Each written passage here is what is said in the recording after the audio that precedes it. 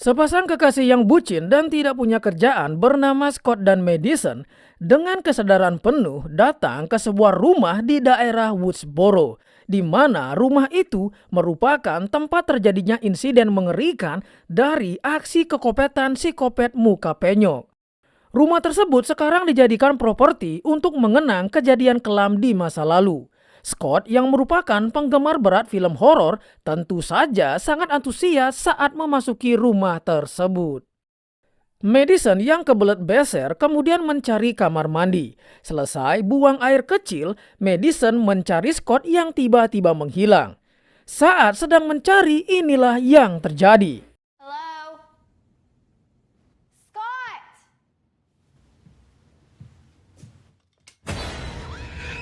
Madison yang kena jumpscare psikopat muka penyok langsung ngebret kabur dari sana. Dari luar, dia akhirnya bertemu dengan Scott yang kembali dari mobil untuk mengambil tas mereka.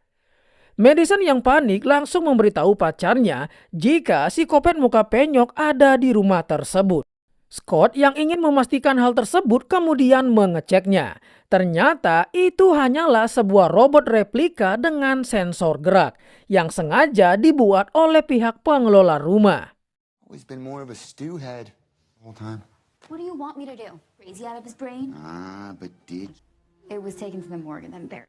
Pergi ke dapur, tiba-tiba telepon di sana berdering. Ketika Scott mengangkatnya, terdengar suara khas dari psikopat muka penyok dan seperti biasa akan menanyakan 3 hal tentang film horor. 2 pertanyaan dijawab benar oleh Scott, tapi yang ketiga dia salah menjawab. Untungnya Madison kemudian memberikan jawaban yang benar. Lagi-lagi itu adalah properti yang sengaja disiapkan oleh pihak pengelola rumah. you wanna go? I don't want. I'm sorry. Tapi kejadian aneh mulai terjadi saat nomor misterius menelpon langsung ke ponselnya Madison. Dia yang masih mengira jika si penelpon adalah Scott masih belum menyadari bahaya yang akan datang. Karena merasa muak, dia kembali ke robot replika dan saat dia mengeceknya, Scott! sungguh geblek. Dia yang di jumpscare 2 kali secara refleks langsung membogemnya. Yang ternyata orang di balik topeng tersebut adalah Scott yang berlagak so asik dengan menakut-nakuti Madison. Tapi saat Scott melihat jika robot tersebut bergerak dan terlihat terlalu natural, mampus, Scott yang sok asik akhirnya berakhir tewas di tangan psikopat muka penyok yang asli. Madison yang berusaha kabur dari sana sempat memberikan sedikit perlawanan. Tapi karena ini masih di awal film, dia pun harus merasakan mules pada perutnya setelah jatuh tepat di atas psikopat muka penyok karena tidak kuat berpegangan pada lampu.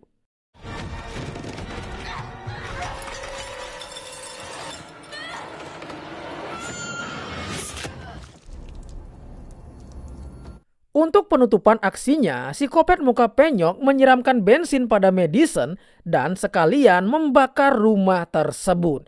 Dan film pun baru dimulai.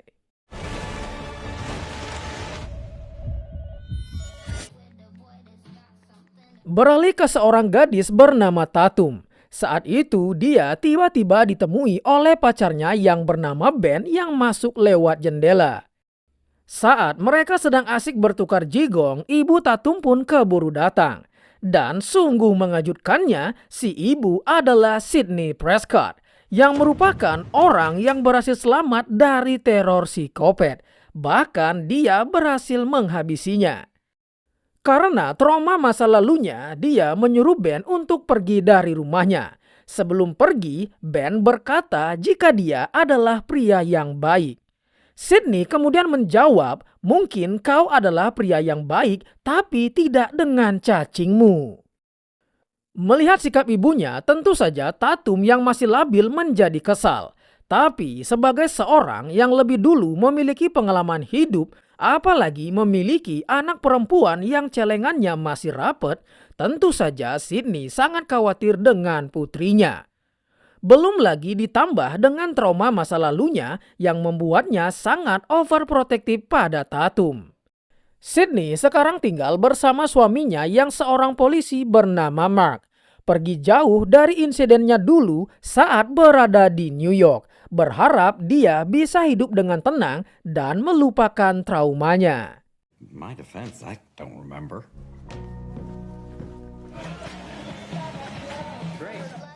I love you too. We miss. Keesokan harinya, seperti biasa, mereka bersiap untuk melakukan aktivitas masing-masing. Tapi saat Sydney melihat putrinya menggunakan jaketnya, seketika dia teringat lagi dengan trauma masa lalunya. Dia pun meminta Tatum untuk melepaskan jaket tersebut, yang kembali membuat Tatum menjadi tantrum. Mark yang melihat itu kemudian mencoba menenangkan Sydney. Dia mengatakan biarkan saja dia memakainya jika dia memang menyukai jaket tersebut. Setelah dipikir-pikir, rasanya terlalu egois melarang anaknya hanya untuk memakai jaketnya. Akhirnya dia pun mengizinkan Tatum untuk memakainya.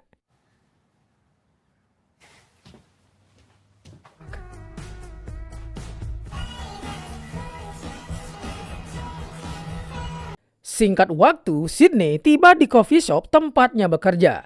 Di sana dia bertemu dengan seorang anak muda bernama Lucas yang juga penggemar berat dari film horor. Dia yang mengetahui kisah dari Sydney sangat ingin membuat podcast bersamanya. Tapi hal itu tentu saja membuat Sydney kurang nyaman. Tidak lama kemudian ibunya Lucas yang bernama Jessica juga datang dan sedikit memarahi anaknya. Jessica ini merupakan tetangga dari Sydney. I'm sorry. It's fine.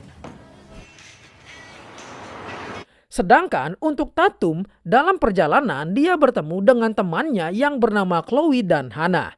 Tidak lama, Ben datang dan mengajak mereka berangkat bersama ke sekolah teater.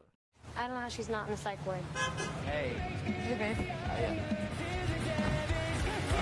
Kembali ke Sydney. Dia sempat membuatkan pesanan untuk seorang pria yang bernama Carl yang menatapnya dengan aneh. Setelahnya dia mengobrol dengan Jessica. Dia sempat bertanya apakah sebelumnya Jessica sempat bercerita kepada Lucas soal suaminya yang dulu sering bersikap kasar kepadanya. Karena akhir-akhir ini Tatum sangat ingin mengetahui masa lalu dari ibunya yang tentu saja penuh dengan teror dan pembunuhan. Jessica mengatakan jika itu adalah hal yang wajar karena kau adalah ibunya. Tentu saja dia ingin mengetahui semua tentang dirimu. Jangan terlalu berlebihan dalam melindungi anak karena si anak tidak akan tahu bagaimana cara untuk melindungi dirinya sendiri. Mendengar itu, Sydney pun langsung terdiam.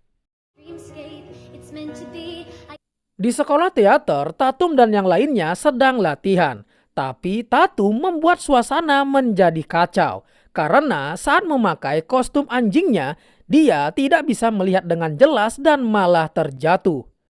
Si guru kemudian memanggil Tatum dan sedikit memarahinya. Bahkan sempat membandingkannya dengan sang ibu. Karena ibunya pasti penuh dengan energi barbar, bahkan namanya sudah dikenal banyak orang.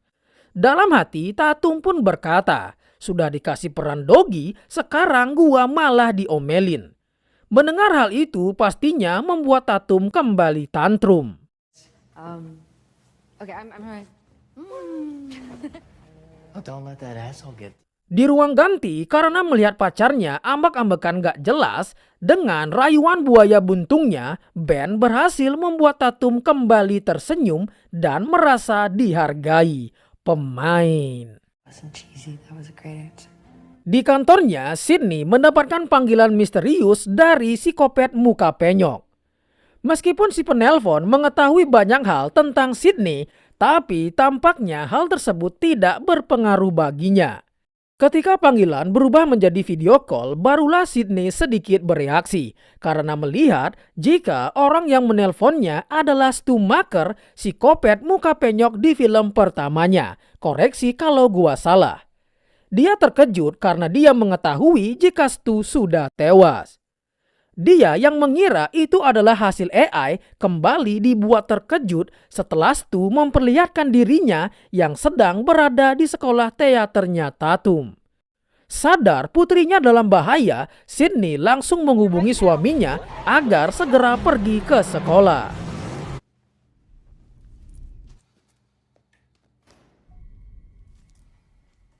Sementara itu, di sekolah, Hannah dan Aaron kembali latihan agar mendapatkan hasil yang maksimal. Tapi mereka tidak sadar jika psikopat muka penyok sudah ada di sana. Secara diam-diam, dia menghabisi Aaron tanpa suara. Kemudian dia melakukan teror kepada Hannah.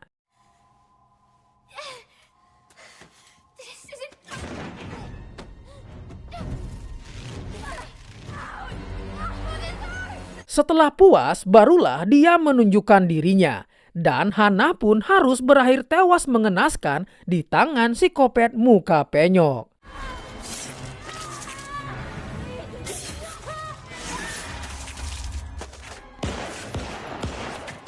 Sydney yang baru tiba di sana langsung menembaknya, meskipun aimnya sangat busuk.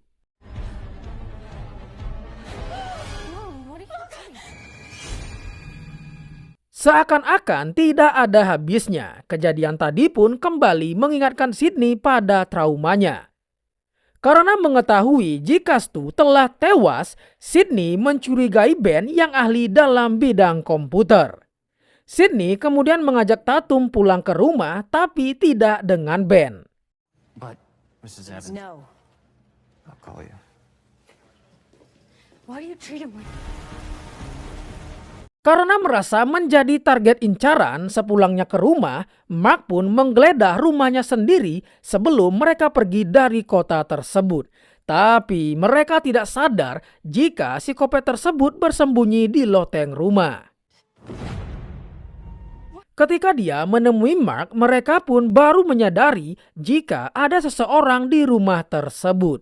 Saat memanggil Tatum, dia pun sudah diancam oleh psikopat muka penyok. Karena putrinya dalam ancaman, Mark terpaksa menaruh pistolnya. Saat ada kesempatan, barulah Mark adu mekanik dengan psikopat muka penyok. Dalam pergelutannya, Mark sempat terluka di bagian lengannya dan berakhir pingsan setelah terjatuh dari tangga. Melihat itu, Sydney mengajak putrinya kabur lewat pintu rahasia.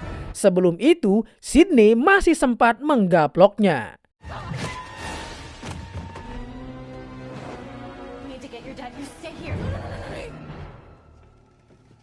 Mereka yang berjalan melalui celah sempit pada tembok langsung diketahui oleh psikopat muka penyok.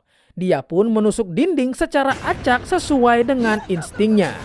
Karena pisaunya malah dibengkokkan oleh Sydney, terpaksa psikopat muka penyok mencari senjata lain yang lebih panjang. Meskipun menusuk secara acak, ternyata hal itu berhasil melukai lengannya Sydney. Si muka penyok yang melihat jika Mark telah hilang, tiba-tiba langsung diseruduk dari belakang oleh Mark. Dan mereka pun kembali adu mekanik. Dari belakang, Sydney membantu suaminya dengan memukul si muka penyok menggunakan kayu. Hal itu pun membuatnya berhasil didorong oleh Mark dan berakhir tewas setelah ditabrak oleh mobil. Did I get him? Sebuah kejutan terjadi lagi karena ternyata orang yang mengendarai mobil tersebut adalah Gale yang merupakan seorang reporter kriminal dan sudah bermain dari film Scream pertama. Dia datang bersama asistennya yaitu Chad dan Mindy yang juga sempat bermain di film sebelumnya. Setelah mengatakan jika psikopat tersebut adalah Stu Maker, mereka pun langsung memastikan hal tersebut. Dan tebak siapa pelakunya. Dia ternyata adalah Carl yang sempat mampir ke tokonya Sydney dan merupakan pasien sakit jiwa yang telah kabur. Mereka pun menjadi kebingungan karena tidak ada satupun yang kenal dengan si pria. Sydney yang sudah hatam dengan pola psikopat muka penyok merasa ada sesuatu yang aneh karena semua ini terlalu mudah. Dia mengatakan jika pasti selalu ada lebih dari satu psikopat muka penyok.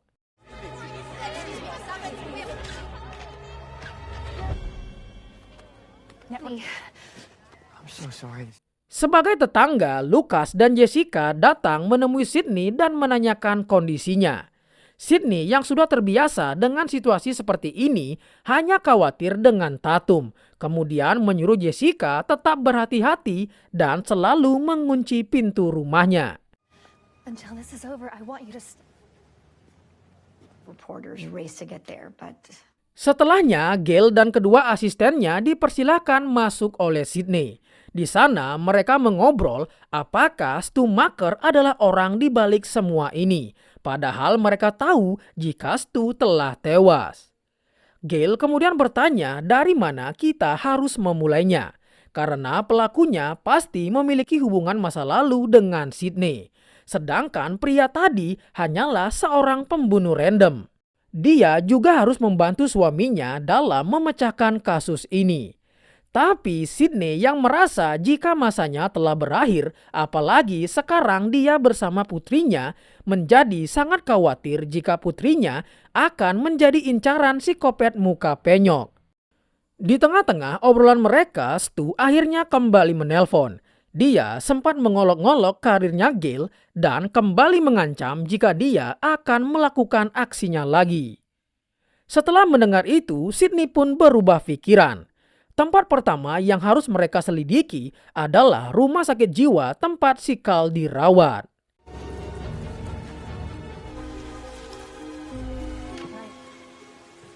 Coroner says there's no intake form on Stu Macker. Singkat waktu, mereka pun datang ke rumah sakit jiwa tersebut. Saat di dalam, mereka bertemu dengan pria yang bernama Marco. Marco menjelaskan jika Carl merupakan pria yang kasar dan telah menghabisi 3 wanita 20 tahun yang lalu. Gail kemudian bertanya apakah Carl sempat membahas soal film Step atau psikopat muka penyok atau sesuatu yang lain yang memungkinkan dia menjadikan Sydney sebagai target. Mendengar itu, Marco hanya mengatakan jika dia tidak mengingatnya.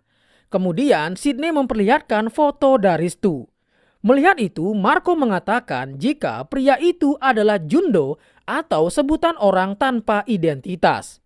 Pria itu datang ke tempat ini sekitar tahun 90-an. Dia mengalami amnesia karena luka parah di kepalanya. Bahkan kamarnya juga ada di sana. Marco menjelaskan dia sempat kabur dan menyerang seorang mahasiswi. Tapi karena dia tidak kompeten dalam persidangan, alhasil dia pun dibebaskan tepat 2 minggu sebelum Sydney diteror. Untuk memancing kemunculan si pelaku, Sydney kemudian mengajak Gail untuk melakukan interview yang disiarkan secara langsung, agar polisi bisa melacak tempat si pelaku saat dia menghubungi Sydney kembali. Okay, call me the second Sid's phone rings. Sedangkan Mark yang sedang berada di rumah mendengar sesuatu dari kejauhan. Dia yang mencari sumber suara kemudian menemukan jika alat perkakasnya terjatuh. Tapi dia tidak sadar jika psikopat muka penyok ada di belakangnya. Ketika Mark akan keluar, apesnya dia pun mendapatkan serangan dadakan dari si muka penyok.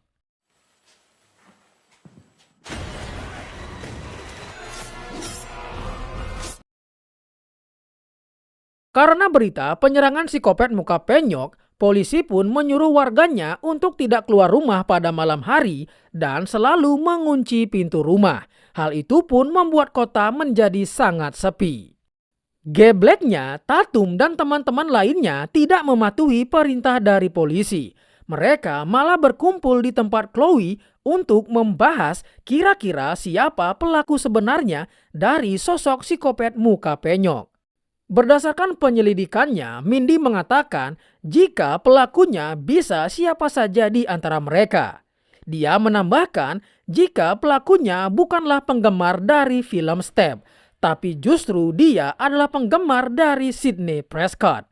Karena Sydney adalah Scream Queen dan berhasil menghabisi psikopat muka penyok sebelumnya, jadi si pelaku tidak ingin Sydney pensiun, makanya dia terus menerornya. Kemudian Ben yang ahli dalam komputer melihat panggilan video dari Stumaker dan dia pun sangat yakin jika itu adalah editan AI. Of you as Tatum's boyfriend? Mom, that was the deal. Yeah, got it. Okay. Di tempat lain, Sydney sedang bersiap-siap untuk memulai interviunya. Awalnya, pertanyaan dari Gale masih bisa dijawab dengan santai oleh Sydney. Tapi mereka belum mendapatkan panggilan. Melihat hal itu, Gale pun kembali melakukan interviunya dengan pertanyaan yang kali ini membuat Sydney tidak nyaman. Dan hal itu pun juga dilihat oleh Tatum dan yang lainnya. Gale bertanya soal buku yang pernah ditulis oleh Sydney yang menceritakan bagaimana cara dia sembuh dari traumanya. Tapi justru dia menghilang dan muncul di kota ini. Sydney juga memiliki 3 anak dan Tatum adalah anak pertamanya. Dia menamai anaknya Tatum sama seperti gadis yang dulu dihabisi dengan kejam oleh psikopat muka penyok. Karena tidak ingin membahas soal anaknya, Sydney pun mengakhiri interviunya. Tapi setelah itu, barulah Stu kembali menghubungi Sydney. Dia mengatakan jika dia sudah berada di tempat Chloe, karena Sydney belum tahu jika Tatum tidak mematuhi perintah polisi untuk tetap tinggal di rumah. Call the police right now. Tell them to go to... Setelah mendengar pengakuan ibunya, Tatum pun merasa bersalah dan ingin pulang. Dia kemudian diantar oleh Ben. Tapi Tatum melihat jika di laptopnya Ben terdapat video editannya yang menjadi Stumaker. Ben menjelaskan jika dia sengaja membuat video tersebut hanya untuk membuktikan jika editan itu sangat mudah dibuat. Tapi karena Tatum curiga, dia pun langsung menggaploknya sampai pingsan. Ingin kabur dari sana, dia malah dihadang oleh psikopat muka penyok. I idea who the killer is. Creepy kid still has my... Oh, shit. I'm alone with Gen Z, Billy Loomis. Sementara itu, Chloe yang sedang berada di dapur seketika menjadi panik setelah disapa oleh psikopat muka penyok. Karena melakukan perlawanan, Chloe malah tidak sengaja menusuk bahunya Chad yang datang ke dapur. Tidak hanya itu, Mindy juga mendapatkan luka sayatan di perutnya.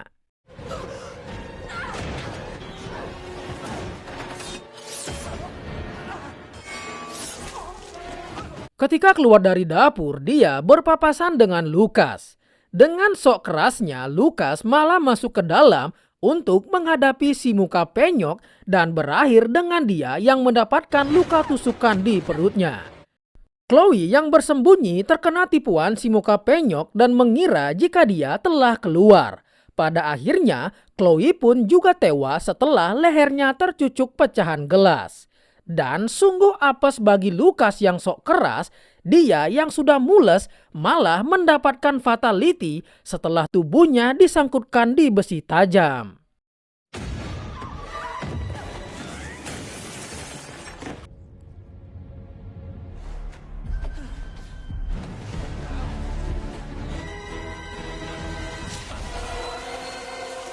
Di tengah kota yang sepi, Tatum masih berusaha kabur.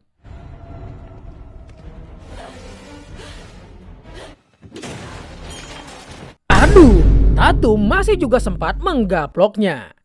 Sambil bersembunyi, Ben yang sudah sadar berhasil menemukan Tatum. Tapi dia pun harus menjadi korban berikutnya. Hey, listen. Hey, stop.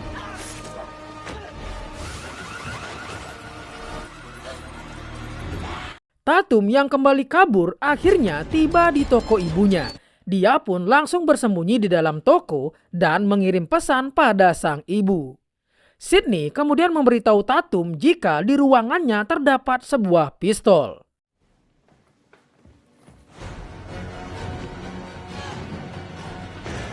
Sambil melakukan panggilan dan melihat melalui CCTV, Sydney mengarahkan Tatum untuk menembak si muka penyok karena dia tidak akan bisa sampai tepat waktu.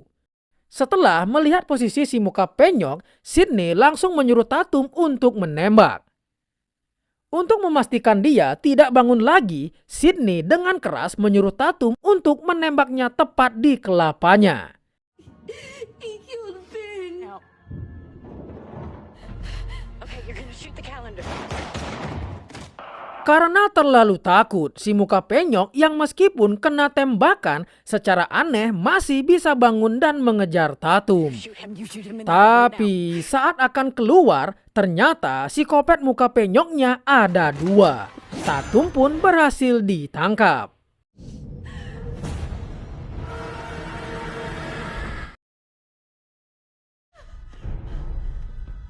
Sydney yang baru tiba di toko hanya melihat pistolnya. Kemudian dia kembali ditelepon oleh Stu dan menyuruhnya untuk pulang ke rumah.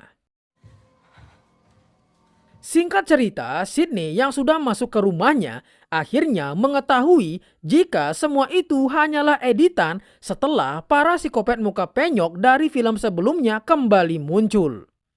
Dari balik jendela, dia pun melihat jika Tatum sedang diikat di luar. Karena putrinya terancam, Sydney terpaksa membuang pistolnya. Tapi dia menyimpan 1 pistol lagi di belakang celananya. Disinilah akhirnya si muka penyok melepaskan topengnya. Dan tebak siapakah dia? Dia ternyata adalah si Marco, petugas dari rumah sakit jiwa kemarin. Kemudian dia memanggil si muka penyok yang kedua. Marco lanjut menyeret Mark yang ternyata masih hidup meskipun terluka parah. Dan tebak siapakah si muka penyok yang kedua? Dia ternyata adalah si tetangga yang ramah, yaitu Jessica.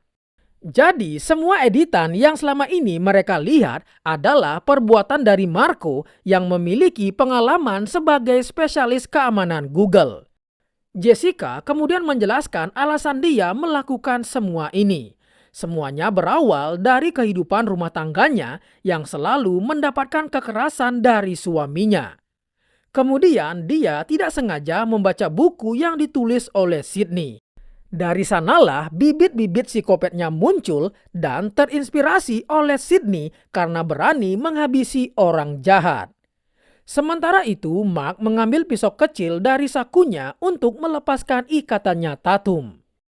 Akibat membaca bukunya Sydney, Jessica pun akhirnya berani menghabisi suaminya yang kasar. Tapi karena Sydney tiba-tiba menghilang dan serangan si muka penyok di New York tidak bisa dihitung tanpa kehadirannya Sydney.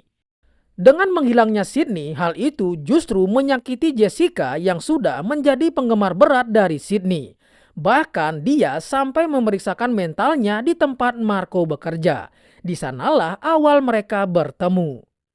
Saking terobsesinya, dia selalu ingin berada di dekat Sydney sampai tibalah malam ini. Dengan dia menghabisi Sydney, maka rasa sakitnya akan terobati. Dia juga mengatakan jika dia telah menghabisi Lucas karena Lucas semakin mirip dengan sikap ayahnya. Artinya, psikopat muka penyok yang ada di tempat Chloe adalah Jessica. Sekarang dia berniat menghabisi Sydney tepat di depan Tatum agar Tatum memiliki trauma yang sama. Dengan begitu perputaran pun akan tetap berlanjut karena masa kejayaan Sydney sudah berakhir.